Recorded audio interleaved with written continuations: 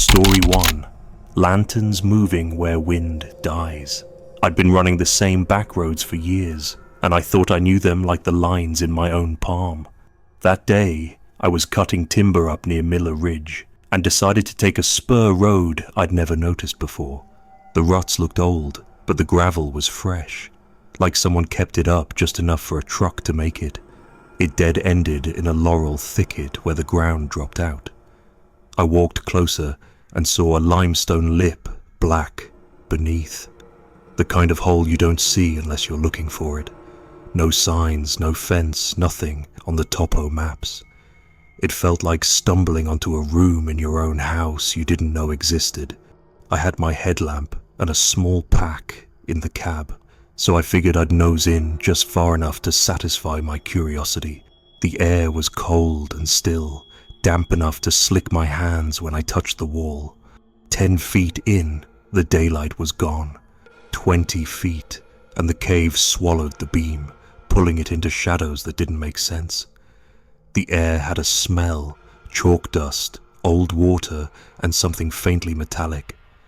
I could hear dripping far off, each drop falling like it was thinking about it first. The passage leveled out into a wide stretch.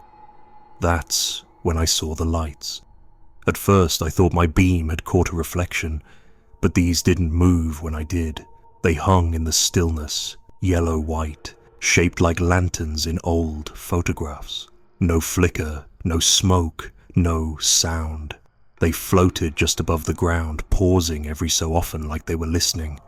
My skin tightened, but I told myself it could be someone else exploring.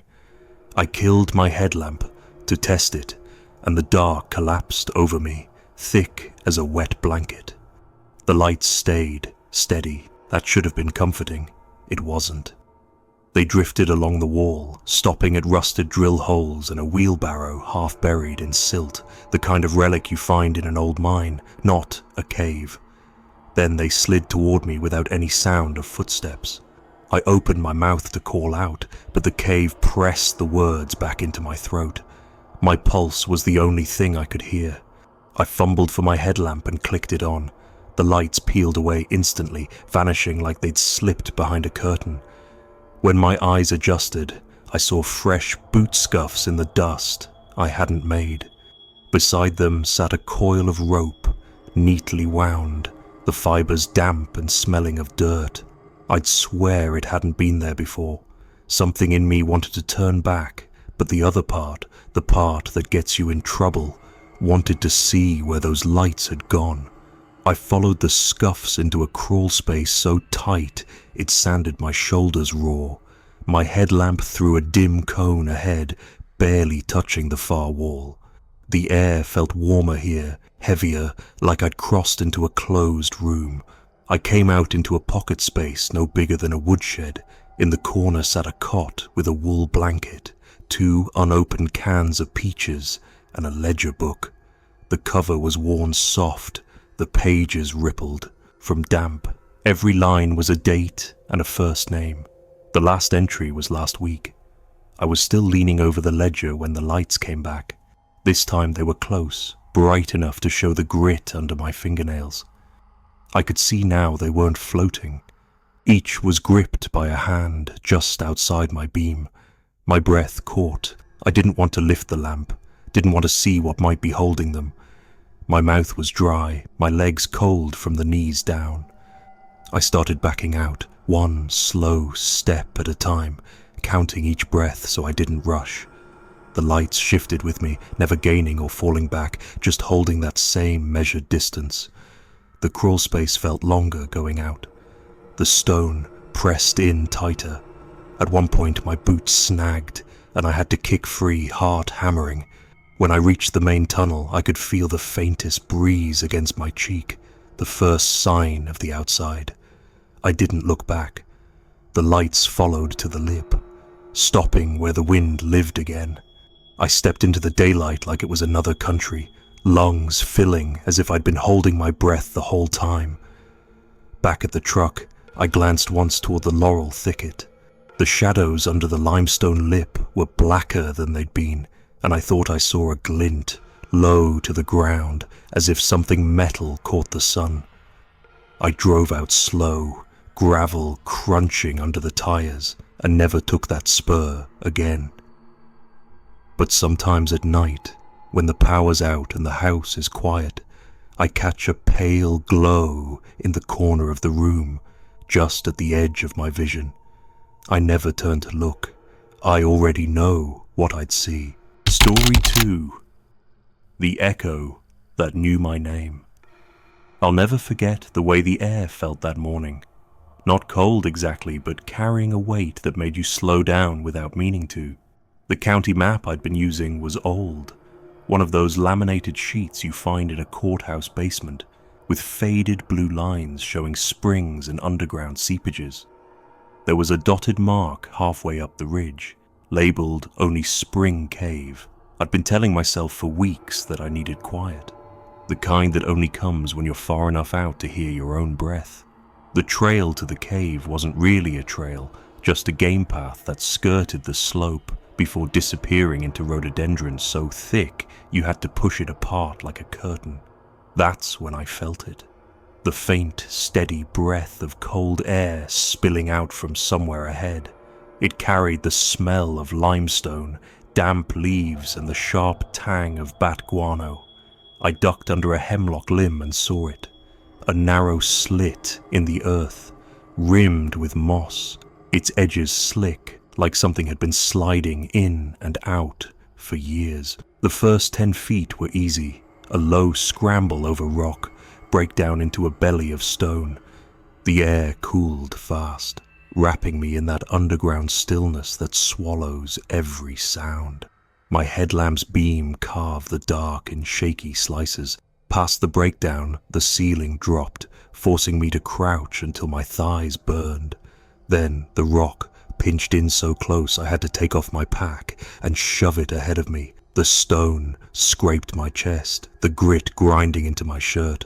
I told myself, 2 more feet, just to reach a spot where I could stretch out and hear the spring.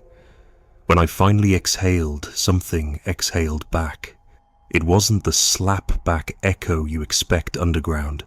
This was slower, softer, like a person letting their breath touch my ear. My first thought was that it was the cave's shape playing tricks. I'd read about passages bending sound until it felt personal. But then it spoke my name. Not just the sound of it, but the way my mother used to say it when I came home late, soft and drawn out, almost forgiving. I froze with my hands pressed into the grit. The air seemed thicker now, like breathing underwater. I told myself it was nothing, a trick of sound and imagination. I whispered, "Who's there?" The voice didn't answer, but the next breath it sent carried my middle name, the one I haven't used in years, the one only family says. That's when I felt the first curl of fear settle low in my gut. I shoved forward, elbows grinding against the rock, until the tunnel opened into a pocket room. In the center was a pool of water, black as glass, perfectly still. My lamp's beam didn't pierce more than a few inches down. The air here was warmer, heavy with the smell of wet stone. I knelt beside the pool and listened. Somewhere behind me, in the choke point I'd just crawled through, water shifted. Not dripping, but the sound of someone stepping away into deeper dark. I turned, but the crawl space was empty. That's when I noticed the prints. On the mud shelf beside the pool were boot prints exactly the same as mine, same tread, same size, but set in reverse. Toes pointing back toward the passage, like I'd already left. I told myself to move, to get back to where light had edges. The crawl space seemed narrower this time, the rock pressing my ribs harder, the grit biting deeper into my palms. My pack snagged where it hadn't before, the strap wedged against something sharp. I yanked, heart hammering, but the strap held like it was caught on a hand. I twisted, shining my lamp back toward the pool.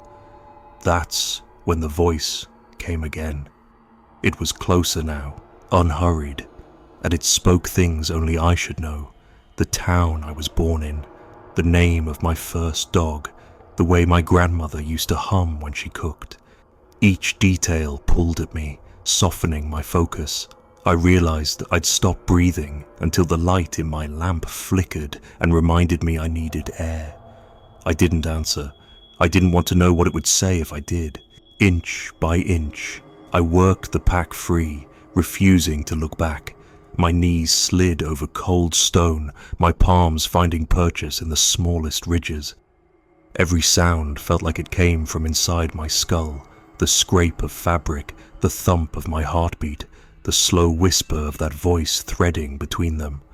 I told myself that as long as I kept moving, it couldn't catch me. But each time I shifted forward, the squeeze seemed to last longer, like the cave was adding inches I didn't remember. My elbows ached, my neck cramped, my light bounced off the walls in a jittery pulse, making shadows shift like something just beyond reach was pacing me.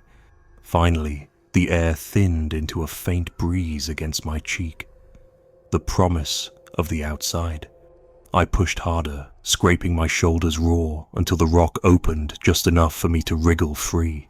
I stood hunched in the breakdown chamber, breath soaring in and out, eyes darting to every shadow. That's when I heard it one last time. From the crawl space behind me, the voice said my name again, softer than ever, almost pleading. Then it sighed, the same long, slow exhale that had greeted me when I first came in. The breeze at my cheek grew stronger, carrying the smell of leaves and sunlight. I didn't look back. When I stepped into daylight, the rhododendron framed the world like nothing had changed. Birds called from the ridge, and somewhere far down the slope, a dog barked. I dropped my pack and sat in the moss, letting the sun warm the cold from my arms. But the quiet didn't feel right anymore. It wasn't empty, it was listening. That night, lying in bed with the windows open, I heard it again. Not from the woods outside, but from the corner of my room, soft as breath, speaking my name the way my mother used to. I closed my eyes and told myself it was the wind shaping itself around the house. But the wind doesn't know your middle name. Story 3. Chalk marks that wouldn't stay. Put the Saltpeter Cave sat just past the fence line of an old mountain church, tucked behind its graveyard like it had been intentionally hidden from the living. You wouldn't notice it unless you knew to look. The slope fell away under a tangle of wild blackberry and buckbrush, and then there it was, a black oval framed in limestone, wide enough for 2 people to duck through side by side. My buddy Greg and I had heard about it from one of the older members of our caving club. He said soldiers scraped niter out of the walls during the war, left the ceiling scored with marks from their tools, and that the place had a way of rearranging itself if you stayed long enough. We took it as an old-timer's way of spooking newcomers. That afternoon was warm for March, and the cave breathed it in slow, a steady exhale of air that smelled like damp soil, mouse nests, and something faintly chemical. Maybe the niter leaching out, even after all these years. We'd been sent to map one of the unlogged side leads, so we were careful. At every junction, we planted small flag markers and chalked arrows on the rock, big and clean, pointing toward the exit. We even photographed each one for the logbook, just in case some other group wandered in and moved them. The entrance chamber was big, wide enough that our headlamps couldn't push the shadows all the way back to the walls. Tool scars striped the ceiling like tally marks. The floor sloped into a side passage, the air warmer as we went deeper, like the cave's lungs were buried in there somewhere. We stuck to the main flow, calling bearings, Greg noting measurements while I chalked arrows. The side lead we'd been told to check was narrow at first, then opened into a waist-deep pool where the water reflected our lights in a dull, greenish sheen. Mason jar lids floated near the edges rimmed with rust, and in the shallow silt at one end lay a child's sneaker, still mostly white except for the dark ring of waterline. It couldn't have washed in there, no current strong enough, and no sign of anyone using the place for dumping. The sight of it put a tightness in my chest. I didn't want to admit to Greg. We didn't linger. After sketching the pool, we circled back toward the main route. That's when I saw it. The chalk arrow I'd made at the last junction was wrong. Instead of pointing toward the entrance, it pointed deeper in. The line was sharp, edges clean, like it had just been drawn. I crouched, shining my light close, half expecting to see the damp smear of a finger drag. Nothing. The chalk dust still clung fresh. "Maybe your pack brushed it," Greg said, but his voice didn't carry conviction. I redrew the arrow the right way, pressing hard so the mark would last, and we moved on. 5 minutes later, my skin prickled. The floor behind us was smooth, no boot prints, just the faint ripple of dust as if it had been swept. The next arrow we came to had turned again, this time pointing down a side crawl we'd never been in. That's when the quiet changed. It had been the usual cave silence before, the kind you get used to, muffled dripping, your own breathing, the occasional clink of gear. Now it felt crowded. Not noisy, not exactly, but thick, as if a room full of people were holding still and watching. We lowered our voices without thinking. When we reached the next leg, our survey tape was strung across the passage from a chockstone. I'd left it there, stretched mid-span, measuring distance. Now it hung in 2 pieces, the cut clean, the ends curling slightly like they'd been plucked and released. Greg swore under his breath. "Let's just finish the loop," but his eyes kept darting back over his shoulder. We followed the side crawl the arrows now insisted on. The ceiling dipped low, forcing us into a crouch, and soot marks began to appear above us. The crawl opened into a small chamber, maybe 12 feet across. The floor was arranged in rings of flat stones, each ring marked with a fresh chalk arrow pointing inward. They were neat, deliberate, the dust disturbed only where the stones had been placed. In the very center sat a bundle, grocery bags crinkled faintly in the warm air, the plastic bound tight with twine. It was just big enough to cradle in both arms. Neither of us moved closer. We didn't even shine our lights full on it. I don't know how long we stood there. Eventually, Greg whispered, "We're not opening that." We backed away slowly, stepping between the stone rings like we were afraid of breaking something fragile. At the crawl, I glanced back. One of the chalk arrows in the rings had shifted, now pointing toward us. The passage behind felt different on the return. Our original arrows, the ones toward the entrance, had all turned, now aiming back to the chamber we'd just left. My mouth was dry. I forced my breathing steady and kept my light trained low, scanning for the faint breeze you learn to trust when you've been underground enough. It was there, just barely, brushing my cheek at the last junction. The air smelled cleaner, cooler. The arrows now pointed toward it, all of them neat and straight, like they'd been right the whole time. We didn't talk until the entrance light appeared ahead, that thin silver thread in the black. We crawled out into the late afternoon, blinking at the brightness. The churchyard lay still above us, weathered headstones catching the slant of the sun. I turned to look back into the cave, more out of habit than anything else. That's when I saw it on the lintel, 3 vertical chalk lines crossed by a 4th, like a tally, fresh dust still clinging to the grooves. I hadn't made it, and neither had Greg. We scraped the chalk away before heading down the hill, but that didn't make me feel better. If anything, it felt like erasing something that was meant to be counted. Story 4. The rope, that came back. Cut the Coal Drift wasn't on any of my newer maps. I only knew about it because an old timer at the feed store told me there was a slit in the mountain where the air runs wrong, up past the hemlock stand. It had rained 2 days straight, and the woods still held the smell of rot and wet bark when I found it. The opening was barely waist-high, cut into the bank under a tangle of hemlock roots. You couldn't see far inside, just a black that looked thicker than shadow. blacker than rainwater. I'd brought a short handline, nothing fancy. I rigged it to a thick trunk, gave it a few hard pulls, and eased myself over the lip. The first drop wasn't much, maybe 8 feet, but the slope below was loose with coal dust, the kind that slicks your boots until you're skating. My lamp's beam cut through the dark in slices, catching old timbers that bowed under their own age, roof dust drifting like it had been waiting for a reason to fall.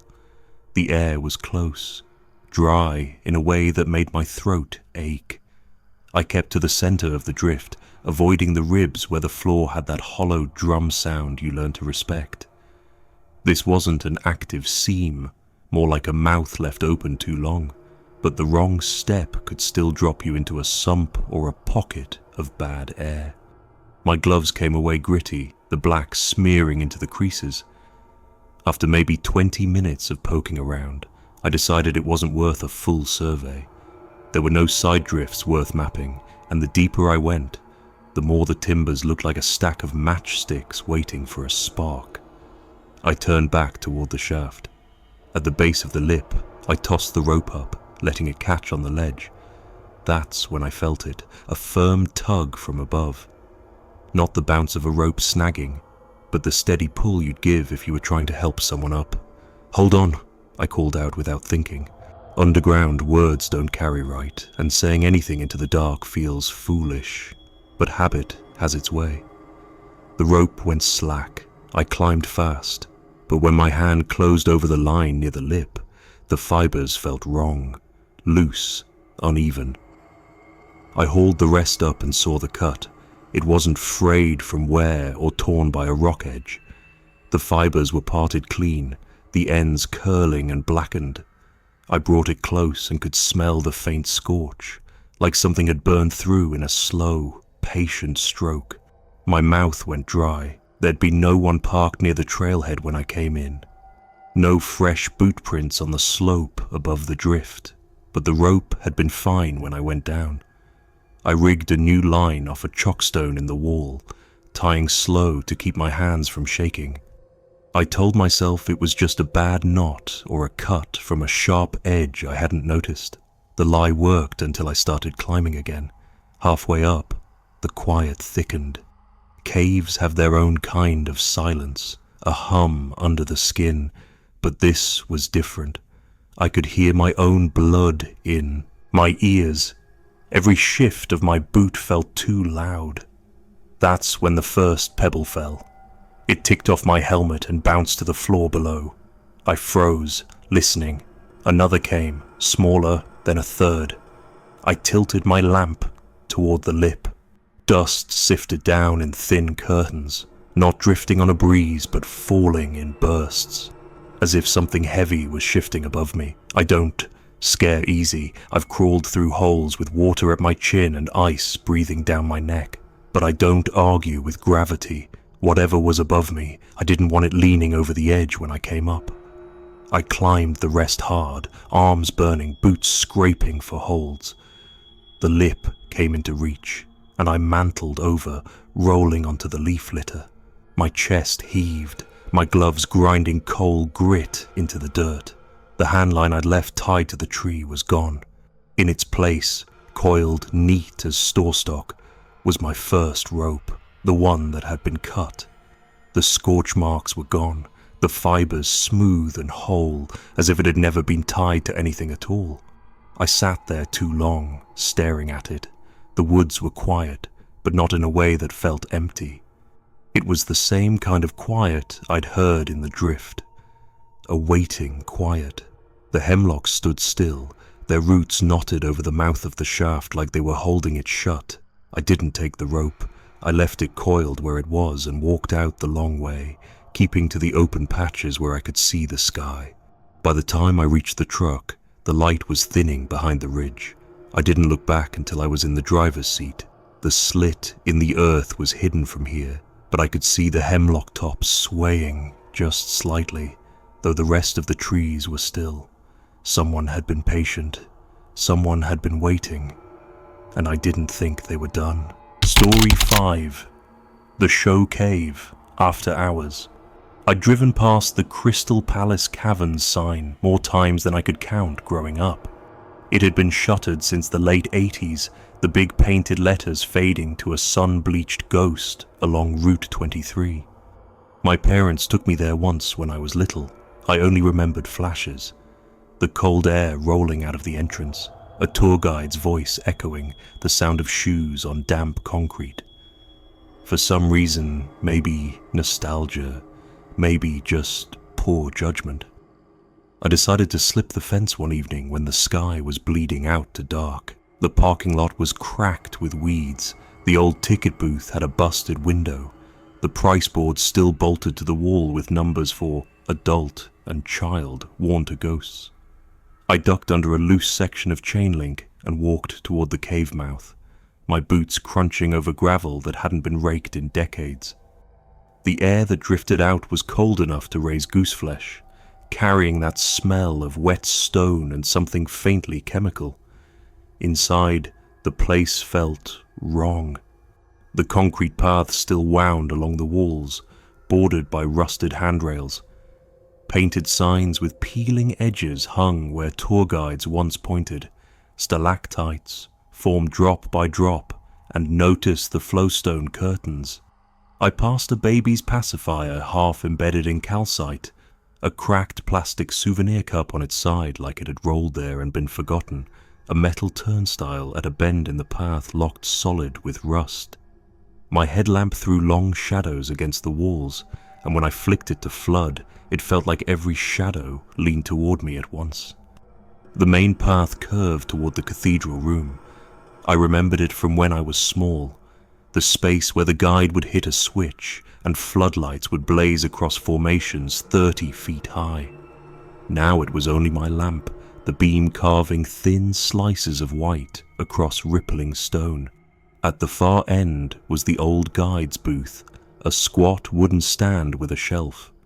Inside sat a binder of laminated tour jokes and cave facts, still legible despite the years, and next to it, a stack of tickets with yesterday's dates stamped fresh in red ink.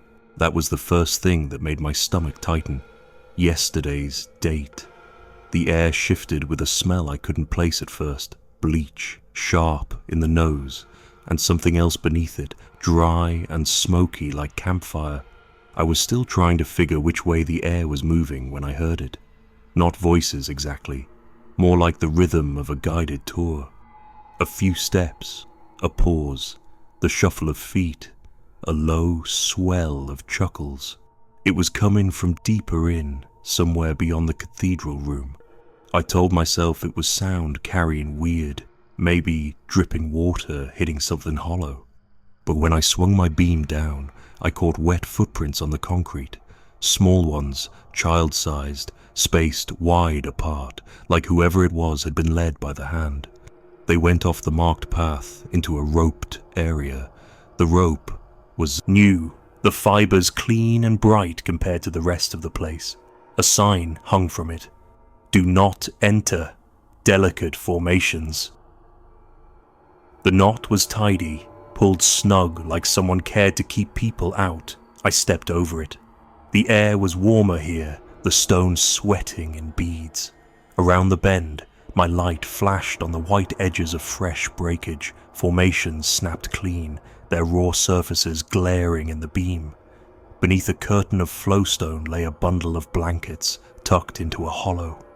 I crouched, half expecting them to be damp, but when my glove brushed the edge, they were warm. The sound of the tour was gone now. Just silence, but a silence that pressed in, heavy enough to feel. I backed away, keeping my lamp on the blankets as long as I could before the stone cut them from view. When I stepped back over the rope and onto the main path, I heard it. The slow turn of the turnstile at the bend. The metal clicked once, then again, the way it does for each person passing through. I counted without meaning to, 1, 2, 3, up to 9. Then it stopped. I didn't check the guide booth again.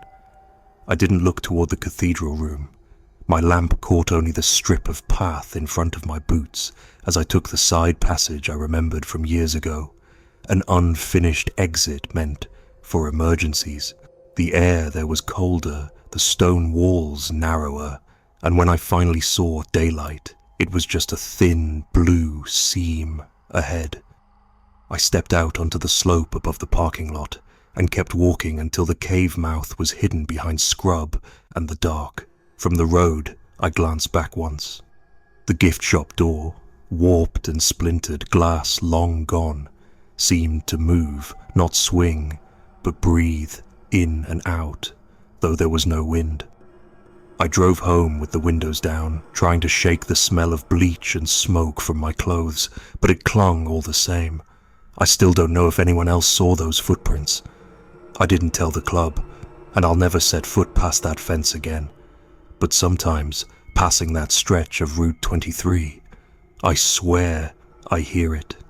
The low shuffle of feet, the faint click of a turnstile counting someone in. Story 6. Water under stone. That listens. My uncle had a way of telling stories that made you feel like the mountains themselves were listening. He swore there was an underground river running clear through Hawk Ridge, a cold black vein you could ride on your back if you had the nerve. Said it would take you from one side of the mountain to the other, but only if you kept your mouth shut and your eyes open. The way he told it, you didn't so much swim as surrender, and the water decided if you came back out. I'd heard the story since I was a kid, but it wasn't until late October, when the leaves had fallen thick enough to hide anything and the creeks ran low, that I decided to find it for myself. The entrance was where the ridge bellied out over a slope of laurel and shale. From above it looked like nothing more than a dark crease in the hillside, but when I slid down through the tangle of roots, I could feel the breath of cold air coming out, slow and steady, like the mountain was exhaling. The swallow hole was tight enough that I had to drop to my belly to get in. The shale scraped my jacket, and the laurel roots hung overhead like veins in a throat. Inside, the sound wasn't just rushing water, it had shape to it, a deep, steady pulse. Slow as a sleeping animal's heartbeat, wrapped in the hiss of the current. I slid forward until the floor dropped away and the creek reached up to take my legs. The water was colder than anything I'd felt all year, numbing my shins in seconds. At first, the current was polite, like it was just showing me the way. The tunnel was barely wider than my shoulders, and I had to keep my arms out in front, palms brushing slick rock. My headlamp threw ripples of light across the ceiling, warped and trembling, making it look like the inside of a church lit by fire. The sound of my own breathing filled my ears, too loud in the narrow space. 200 feet in, the current slackened, and the passage opened into a room where I could stand. My boots touched gravel under the black water, and every stone felt like ice. My breath fogged in the lamplight. Across the pool, the far ledge rose just high enough to be dry, and that's where I saw them. Cairns.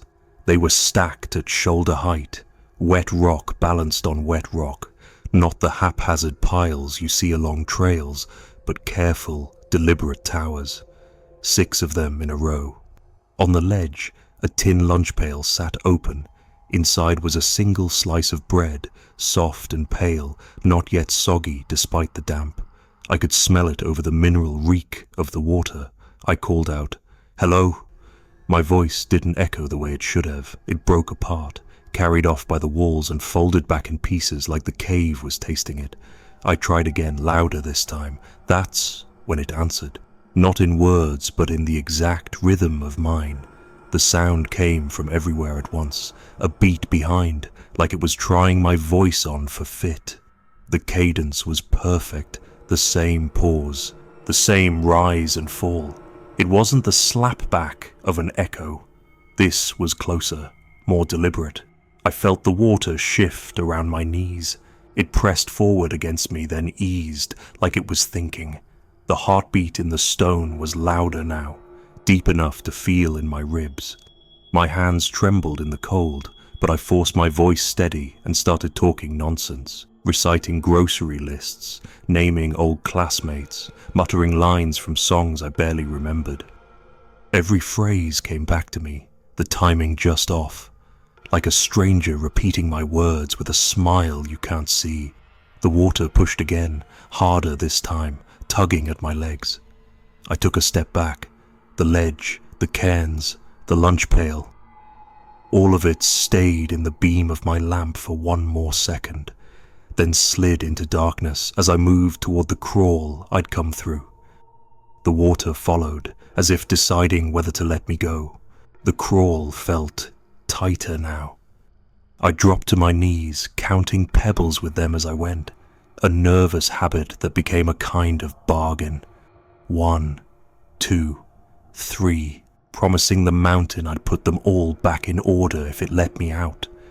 The water brushed at my calves, not shoving, not quite pulling, but reminding me it was there. When I reached the swallow hole, the cold air from outside hit me like a slap. I shoved through the laurel roots and rolled onto the slope, gulping the sharp October air. The creek below the hole gurgled innocently, carrying the chill of the mountain down into the valley. I waited there for a long time, listening. The heartbeat stayed behind, deep under the ridge, steady as ever. But the listening, that stayed with me. Even as I walked back through the woods, boots soaking and hands numb, I could feel it, the way you can feel someone watching from a doorway. That night, lying in bed, I tried to convince myself it had been nothing but acoustics and cold nerves. But every time I closed my eyes, I saw those cairns in the lamplight, wet stones holding their balance in a place no hands should have been. And under it all, I heard the faint shape of my own voice, still being repeated, a beat behind. Story 7. The survey flag that wandered back. The pasture behind the old farm was half swallowed by sumac and wild rose, its fence leaning under the weight of seasons. Beyond it, the ground fell into a sink that locals barely mentioned, except to say it drank rain too quick. It was a clean drop into limestone, no loose shale, no old tin thrown in by kids, just a narrow mouth that opened into a throat of pale rock. We'd come to map it for the club, more for completeness than adventure.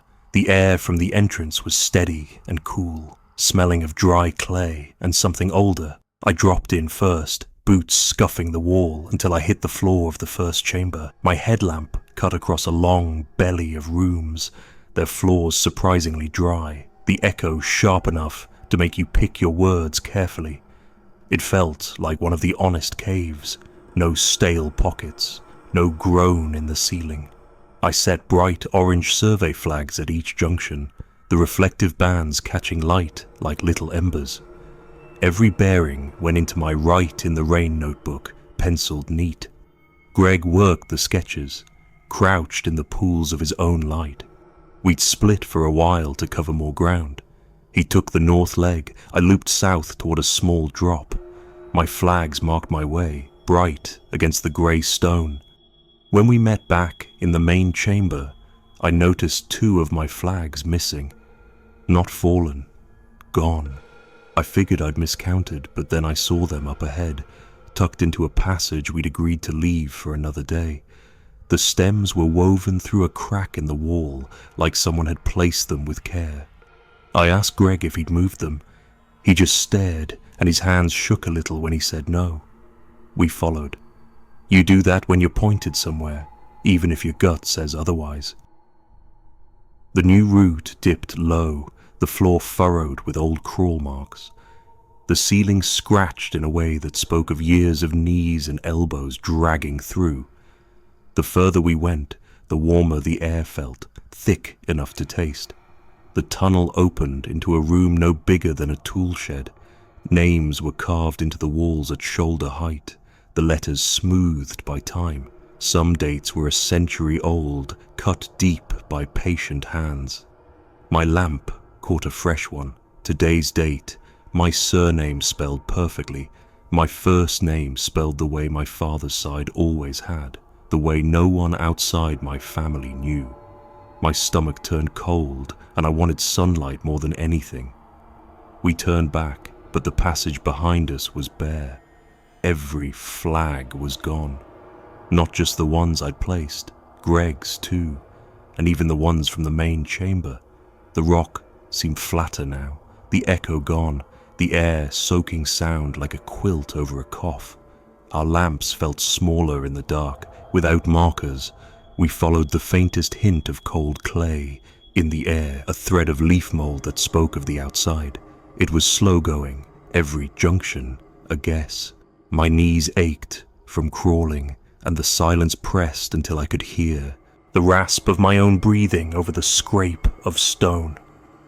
When we finally saw the pale shimmer of daylight, it felt like surfacing from under ice. We hauled ourselves out into the sumac and crossed the pasture without speaking. At the fence by the truck, the flags were waiting, every single one of them clipped in a neat row to the wire, their plastic edges still wet with the breath of the cave. Story 8. The church basement with no end. The flood had come late that spring. Heavy rains that turned ditches into creeks and creeks into rivers.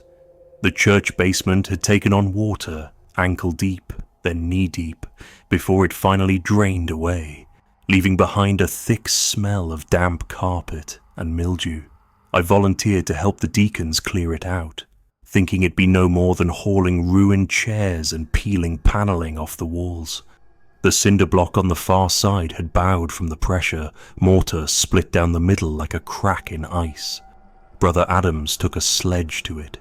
We expected dirt behind it, clay, maybe a tangle of roots. But when the blocks gave way, cold air breathed through, steady and deliberate. The beam from my flashlight disappeared into black instead of hitting earth. We told ourselves it was just a root cellar, maybe built by whoever laid the first foundation. The crawl was tight at first, the floor still damp from the flood. Our painters' masks made every breath sound louder, and the smell was a strange mix, wet stone, dust, and something faintly sweet. We had cheap flashlights from the hardware store, the kind you wouldn't trust more than an hour. I went first, hands brushing rough rock, knees soaking through on cold concrete. 10 feet in, I thought I saw the end, but the tunnel just kept going. 10 feet became 30, and then the ceiling lifted enough for us to stand. The room we stepped into felt wrong. The air was warmer here, almost stale, like an attic that hadn't been opened in years. Wooden pews were stacked like firewood against the walls, varnish bubbled from moisture. Hymnals sat in neat piles on the floor, their pages swollen shut, the titles worn to ghosts. A few had dates stamped inside the covers, all from before I was born. At the far end, the floor sloped down into darkness. We could hear it before we saw it, the slow, measured sound of water moving. Not a trickle, but something like a song sung too low to understand. My beam caught it. A black mouth in the floor where the sound lived, a sheet of water slipping past, steady as breath. That's when I noticed the footprints. They tracked away from the dark mouth toward another passage, small and bare, heel deep in the silt. The stride was uneven, as if whoever it was had been carrying something heavy. I counted them, 11 prints, before they faded into a patch of rock. We followed the tunnel the prints had taken. The walls grew closer again, and that's when my light found the rope. It hung from a piton driven into the rock, knotted every 18 inches, chalk marks numbering each knot, 1, 2, 3. I ran my hand down it until I reached the last knot, number 27. Beyond that, the rope ended in a clean cut, but the chalk marks kept going, walking up the stone like invisible knots no one could grip. Something in me wanted to follow them, to see how far the numbering went, but the air felt heavier here, and the silence wasn't empty anymore.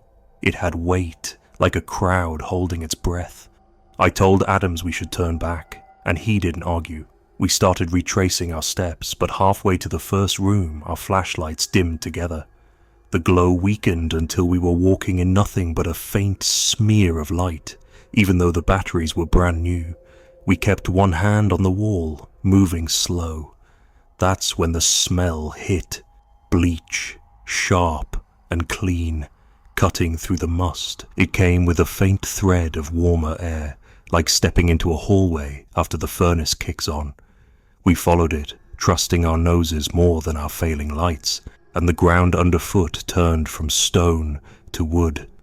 When the light came back, not from our flashlights but from above, I realized where we were. We were standing behind the pulpit, right where the choir stands during service. The morning sun was spilling in through the stained glass, painting our gloves red and gold. Neither of us said a word for a long minute. We just looked at each other, then down at the floor we'd walked up from. There was no hatch, no door, no sign of an opening. That Sunday, the congregation sang louder than I'd ever heard them. The sound filled every corner of the sanctuary, and with each note, a thin veil of dust rolled out from under the stage, drifting toward the pews.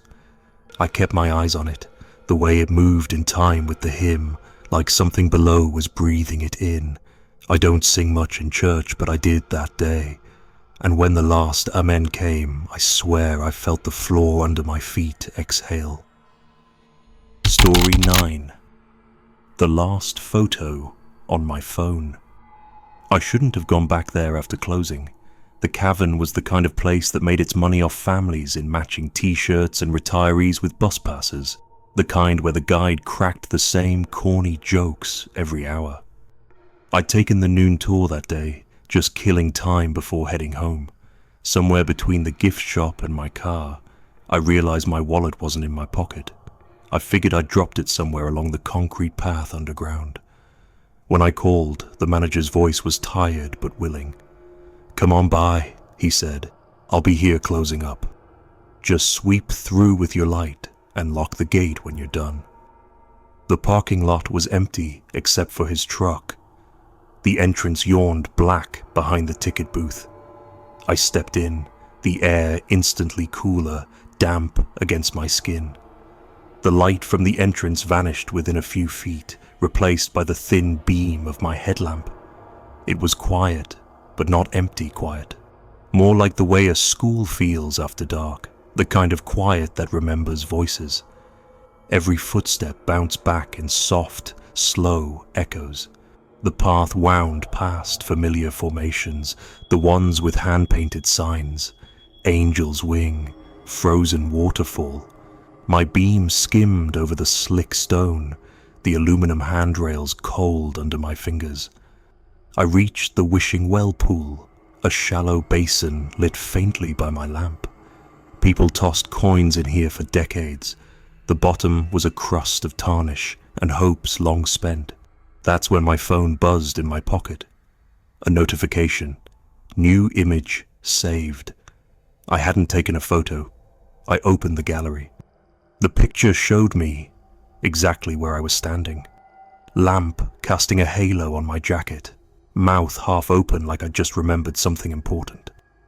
The angle was wrong for a selfie. It was the kind of framing you'd get from someone standing a few feet back. I spun around. My lamp lit nothing but stone and shadow. I checked the details in the photo. The timestamp read 1 minute in the future. I stared at it, my breath sounding too loud in my ears, and decided to wait. When the minute passed, the phone buzzed again. Another photo. This one had me turned slightly, looking over my shoulder at something behind me, something my lamp didn't reach. I felt a pinch deep inside, a soft place you don't like touched. I told myself to keep moving. My boots scuffed faster along the concrete. I didn't want to stop near the deeper parts of the cave where the darkness pressed closer. I didn't look at the phone again until I was near the exit stairs. That's when the last photo appeared. It showed me just as I am now, halfway up the stairs, one hand on the rail. But behind me was a group, 9 figures, all the right height and shape to be tourists. Their faces weren't turned toward me. Every head was angled back toward the wishing well pool, like they were listening to something I couldn't hear. When I reached the gate at the top, I locked it and went straight to the manager's office. I told him the cameras must still be running, maybe on a motion sensor. He frowned. Cameras haven't worked in years. Wires are gone. I left without telling him about the timestamps. The photos are still on my phone. I don't delete them, but I don't look at them long. Sometimes, though, when I'm in bed and the house is still, I feel that same pinch in my chest, and I can almost hear water dripping onto coins, a slow voice speaking to someone just out of sight.